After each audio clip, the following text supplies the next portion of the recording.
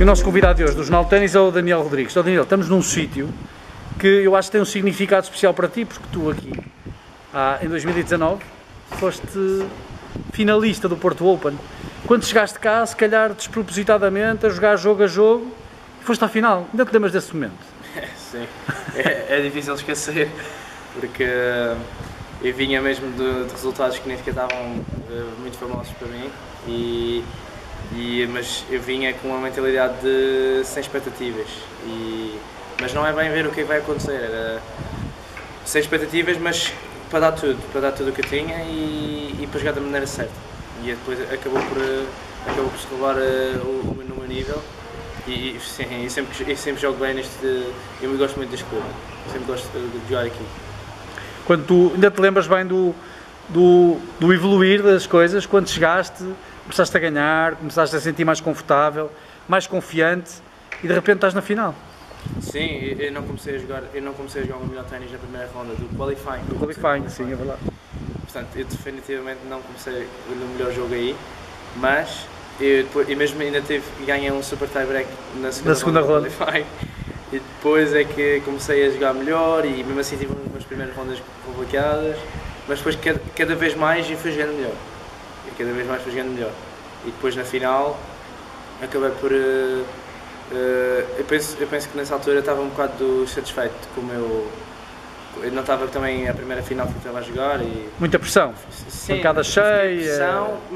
Pressão, mas era mais estar satisfeito com o resultado, e isso é uma coisa que eu usei, por exemplo, para jogar esta final do NCAA que eu joguei nos Estados Unidos.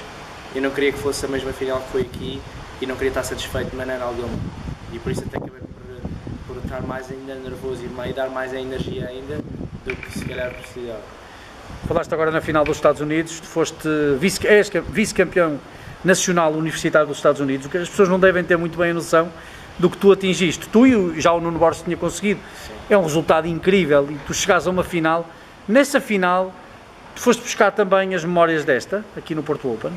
Sim, fui buscar antes do jogo, sim, definitivamente, como eu estava a dizer, eu não queria de maneira alguma ficar satisfeito com o perder na final, mesmo, porque comecei a torneio da mesma maneira, de facto, eu joguei mais ou menos, tive sempre a mesma mentalidade que tinha aqui, que foi mais ou menos sem expectativas, porque eu sabia que todas as rondas era uma grande vitória, porque aquele torneio são os melhores dos Estados Unidos, então eu sabia perfeitamente que os jogadores são muito bons. E então foi a mesma coisa que aconteceu aqui. As primeiras rondas foi complicado e sempre foi ficando mais... E comecei a sentir mais confiança e ficou melhor até à final. E mesmo na final, foi o físico que me fez perder o jogo. Não foi falta de entrega ou falta de ténis.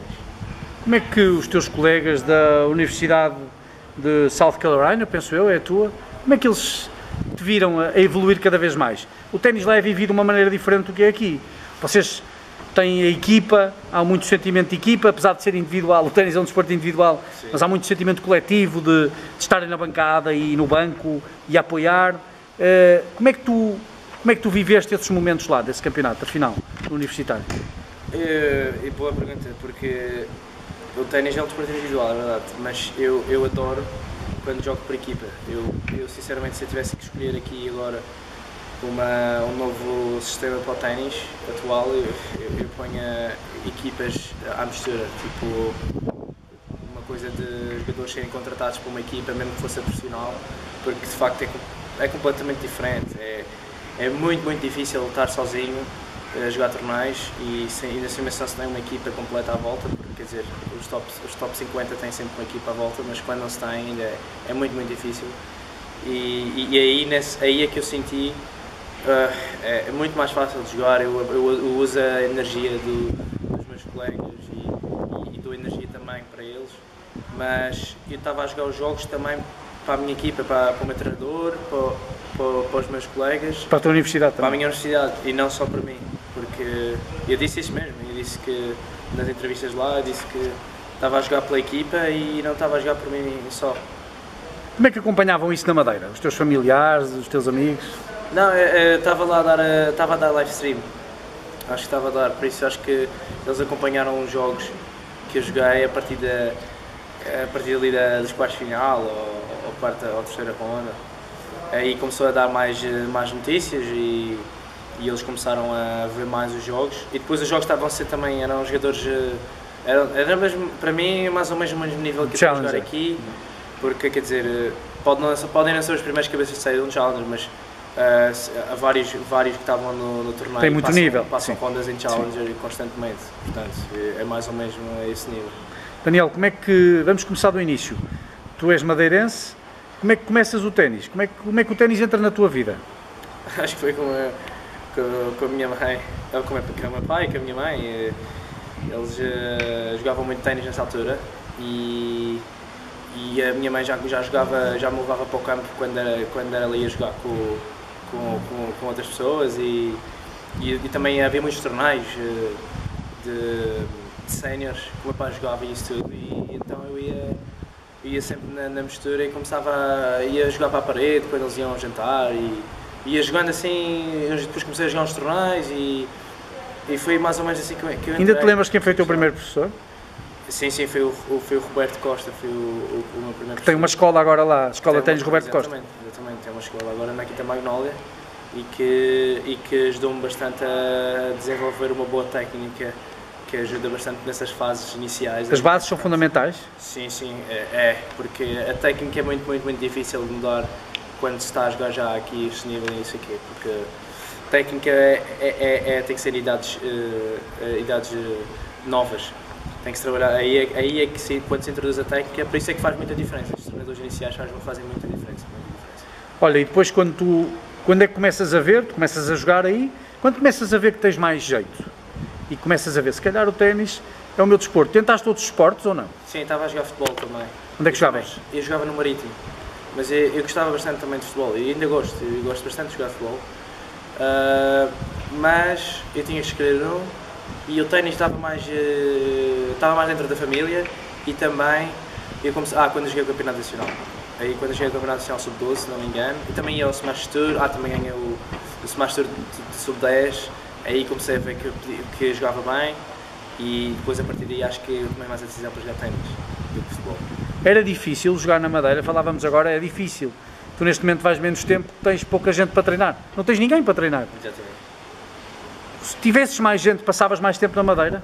Sim, sem dúvida nenhuma. Se eu tivesse, por exemplo, em Maiorca, tem aquele Nadal. Eu sinceramente, eu passava o dobro ou mais tempo na Madeira, sem dúvida absolutamente nenhuma. Eu só não passo lá mais tempo porque não tenho ninguém para treinar e não há maneira de treinar profissionalmente. E é uma pena porque já houve alturas que houve, antigamente, já houve alturas que saíam de lá jogadores muito bons, mas hoje em dia já não se aposta muito no ténis lá. Tens ideia que és um embaixador da Madeira, da tua ilha? Em termos de ténis? Ténis? Não, já houve bastantes, não acho que seja... Mas neste momento és um embaixador? Momento, sim, mas também não há investimento no ténis. Eu não posso dizer que sou um embaixador porque não há investimento no ténis lá. E quando é assim, eu ainda nem estou lá, estou nos Estados Unidos, quer dizer... Eu adoraria que investissem mais lá no ténis, mas também agora está a ficar mais para o paddle e isso tudo. Achas que o que tu conheces do paddle e do ténis, achas que o ténis pode ir buscar coisas boas ao paddle e podem coabitar os dois?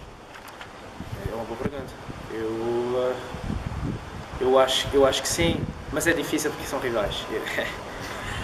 Eu agora estou a pensar, eu acho que é complicado. Acho que o paddle vai querer destruir o ténis, mas acho que é só a natureza da Nota-se isso mais na Madeira? Nota-se isso? Sim, completamente. Aliás, é muito mais fácil de jogar. É muito mais fácil para pessoas com mais idade e mesmo com pessoas com 30 e 40 gostam mais de socializar a jogar paddle, vão jogar um jogo de paddle e depois vão jantar ou vão beber umas bebidas. É muito mais divertido em termos disso, porque o ténis mesmo a brincar ainda se fica chateado e depois vão-se jogar um com o outro e depois o outro diz que a bola é fora aqui e depois este já não fala mais com ele durante um mês. Depois não tem ninguém para jogar. Depois não há ninguém para jogar. No paddle é sempre a trocar e sempre brincadeira. Sim. Daniel, quando tu jogas aí o Nacional Sub-12, Sub-14, começas a dar nas vistas, vais pela primeira vez à seleção. Como é que foi essa chamada? O do Sub-14? Quando foste chamada a primeira vez? Quando eu fui a primeira à seleção, foi muito bom, eu adorei por acaso. Adorei porque foi uma experiência brutal. Sentia-me que era dos melhores de Portugal e ia ser sempre espetacular. E depois as experiências que eu tive também quando eu ia a esses torneios para estar com os melhores da Europa, os melhores do mundo, basicamente. E foi excelente porque foi um muito bom investimento da parte de Portugal quando convoca aí os mais novos e isso que é ir a estes torneios é muito importante. Eu gostei bastante. Quando é que surge a oportunidade de ir para os Estados Unidos? Eu já tinha propostas desde os 16, 17, só que eu nunca me liguei muito. Portanto, eu comecei a pensar mais nisso depois, quando eu tinha 17 e estava quase a fazer 18. E estavas onde? Estavas em Lisboa já? Estava em Lisboa, porque eu fui para Lisboa aos 14, já estava lá. Porque eu tinha na cabeça uma coisa que eu tinha na cabeça era que eu queria primeiro, e sentia que ainda não estava preparado como pessoa para ser jogador profissional, mas nem perto. E então pensei, eu vou escolher primeiro evoluir como pessoa e tornar-me uma pessoa que possa evoluir na vida e fazer coisas que ser bem sucedido, e depois vem o jogador. E porque eu não queria, mesmo que eu fosse um jogador seja o que for, top 100 ou top 50, eu não queria ser aquele jogador que não sabe falar com as pessoas, não sabe nada, não tem nada para dizer, só sabe falar de ténis e que não tem educação, essas coisas todas. E prefiro ter a minha educação e ser o que sou agora, e agora tentar jogar do que ao contrário. Sentes-te mais preparado, é isso? Sim, sinto mais preparado, porque eu não tinha bem noção de como é que era aquilo lá. Foi um bocado um tiro no escuro para mim. E depois o que me diziam aqui em Portugal também era que aquilo era péssimo para jogar ténis e para seguir a carreira profissional, mas hoje em dia já, obviamente, prova-se o contrário, como tantos jogadores que vêm do college estão no top 100 hoje em dia. Portanto, quando tu vens da Madeira para Lisboa, vais para onde? eu fui para a Beloura. A Beloura com o Jorge Gonçalves, ele era madeirense também. Sei. Então fui para a Beloura e fiquei lá. Com o Francisco Pita também ajudou, fiquei lá há uns tempos. Essa passagem depois faz-te perceber ainda mais que queres ser profissional de ténis. Foi aí que tu, mais tarde, foste aos 14, mais tarde começas a perceber, eu quero ser profissional de ténis? Eu não comecei a perceber, eu sinceramente não. Eu só comecei a querer ser profissional de ténis.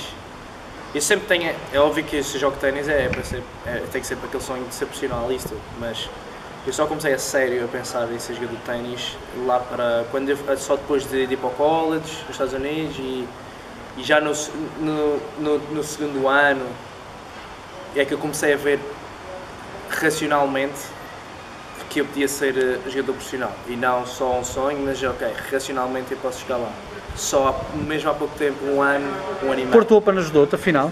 Sim, ajudou porque aí eu percebi que eu tinha nível para conseguir fazer umas coisas boas no ténis, e provou que se eu estiver a jogar da maneira certa, se estiver bem mentalmente, o ténis sobe completamente. Tu estás a jogar lá, foste agora vice-campeão nacional universitário, já estás a jogar o circuito também, vais poder jogar até ao final do ano. Sim. Qual é o teu sonho? Eu não tenho um sonho neste momento. Eu sinceramente o meu sonho é ser bem sucedido, mas isso, quer dizer, eu ainda não sei, e neste momento quero ser profissional, quero tentar o profissionalismo, mas ainda estou a procurar onde e como, mas eu tenho a certeza que se eu trabalhar bastante, e como eu tenho trabalhado, eu evolui muito mesmo neste último ano, e eu com certeza quero estar nos melhores do mundo do ténis, porque eu acho que é possível, mas é preciso outros aspectos exteriores também. Não é só trabalhar, é preciso também outras coisas. Apoio económico. É preciso apoio económico, é preciso apoio em termos de um bom treinador, o corpo a ajudar, não haver muitas lesões, oportunidades para jogar bons torneios. Há muita coisa contra, Daniel, há uma pergunta que eu faço que é sempre a última, que é uma pergunta sacramental. Vivias sem ténis?